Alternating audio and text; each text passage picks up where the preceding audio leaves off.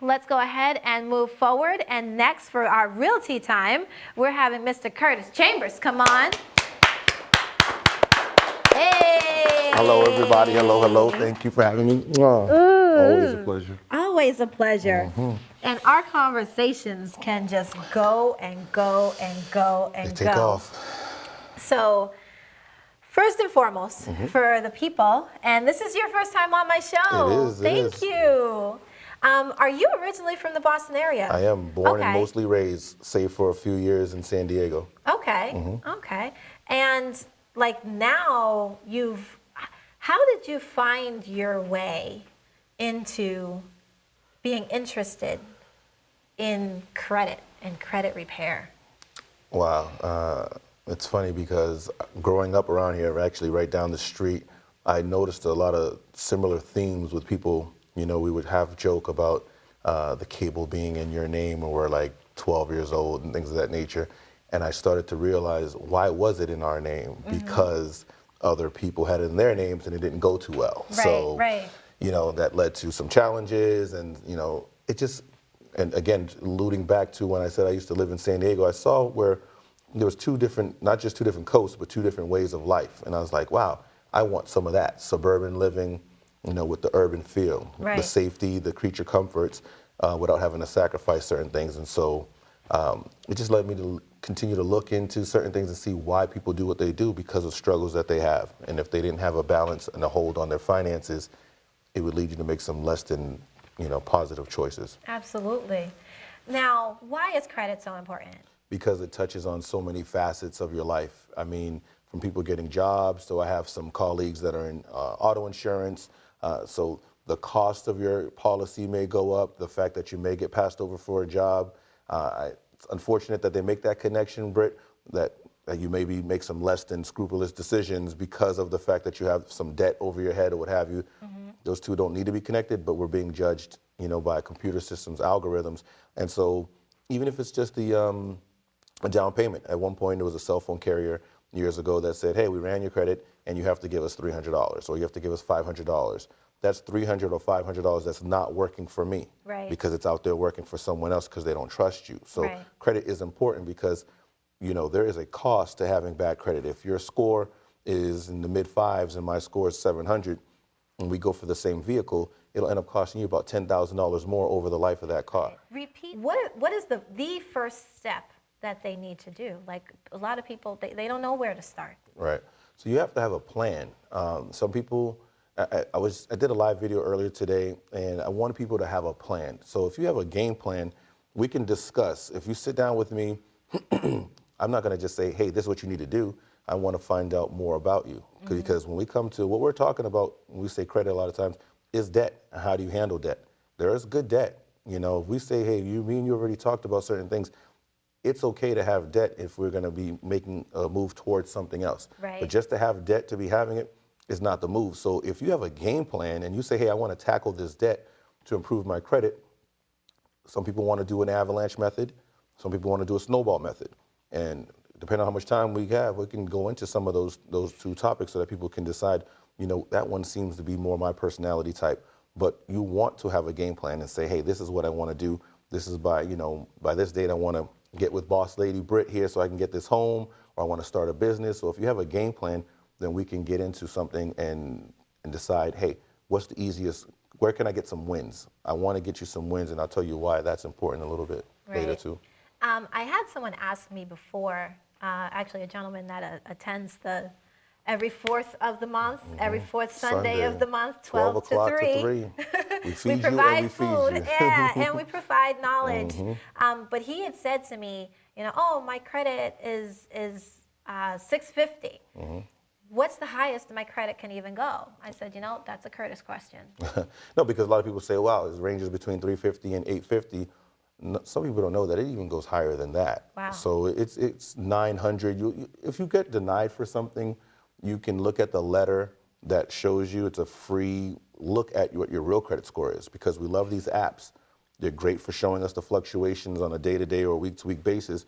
But you really want to know what the real deal is. Let's see you get denied for something and you're going to see your score and you're like, wow, I didn't know my score was even that high, you know. I had one time and it said 680, and I was excited because I was close to 700, and I thought that it was on a scale of 850, and I realized you can go even up to 900. So it depends Wow. on which repository, but yeah, I've seen that as the higher end. For people, right?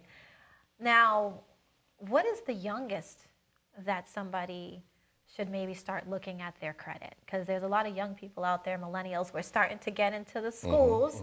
And if there's any schools out there that would love to have Curtis and I come out and speak with the young people, if there's a parent watching and you want us to come to your child's school, please feel free to reach out to us. But for young people, when should they start looking at their credit? Right away. I mean, if you're 6, 7 years old, the parents should be doing it.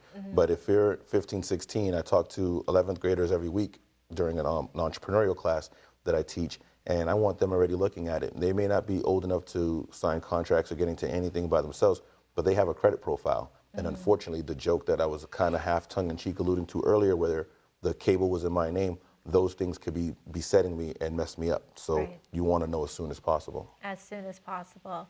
And there's a lot of 14-year-olds out there. You get your work permit, you got money coming in. You should check on your credit, make sure you're putting money into your bank account, and you can even start investing.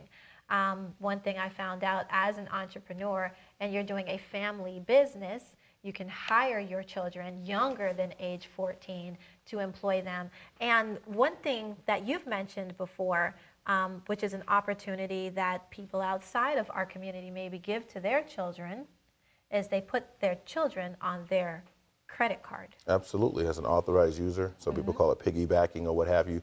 So I put, my daughter's 13 years old. She's already listed on one of my major credit cards, and that's building up her positive history. So we're taking, you know, we're breaking generational curses and the negative side. So whereas my name may have been on something and that could have messed up my credit, well, her name is on my credit card, and I pay that off not even on time. I do it early. Right. So she's going to have how many years by the time she's 18? 5 years times those 12 months, 60 months of on-time payments, and a nice spread to say, hey, here's your limit, here's how much you're using. I make sure that I keep that at least 10% or less. Okay. So she's going to have both of those. And those are the two biggest areas when it comes to credit that they're judging you on.